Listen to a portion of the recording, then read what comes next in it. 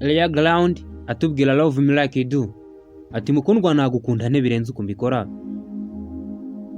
Naho umusobanuzi ni Emi Entertainer, click subscribe.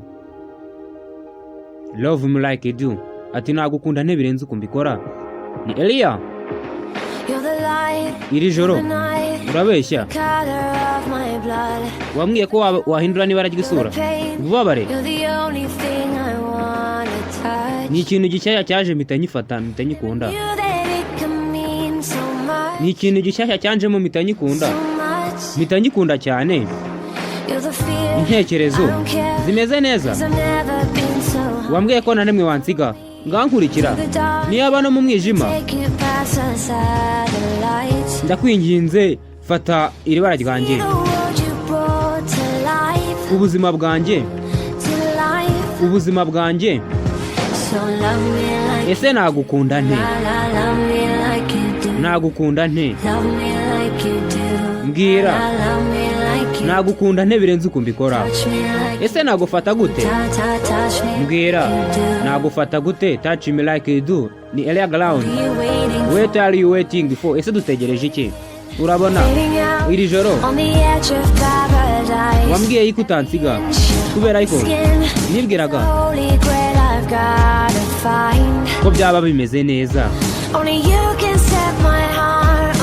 nifuza ko twatugurumana nk'umuriro on fire nk'umuriro ntago nifuza ko njye nawe twanyura mu buribwe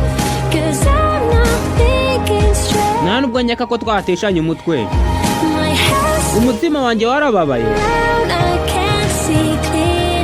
gusa nifuza nuko twabisiba tukabihanagura ese njye nawe dutegereje iki ese nagukunda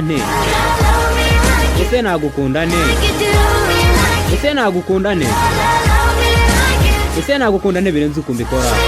mbwira nagufata nte birenze uko mbikora ni Elia Ground what are you waiting for dutegereje iki mbwira nagukunda nte birenze uko mbikora mbwira nagukunda nte touch me like you do nagufata nte birenze uko mbikora ese njye nawe dutegereje iki akarimbo keza ku rukundo nkatuye abafana ba Emi Entertainer ubufatanye na Eve Group business kubufatanye n'abafana bacu umutima wanjye warababaye gusa nifuza no kubisiba nkabihanagura ese dutegereje iki ese nagukunda nte mbwira nagukunda nte birenze uko mbikora nagufata nte mbwira touch me like you do nagufata nte birenze uko mbikora ese njye nawe dutegereje iki ni Elia Ground atubwira love me like you do umusobanuzi ni Emi Entertainer click subscribe abafana banjye bo muri hose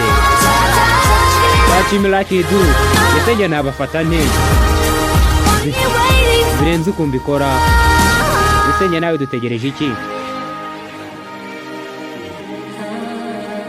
love me like you do umusobanuzi yari Emi Entertainer click subscribe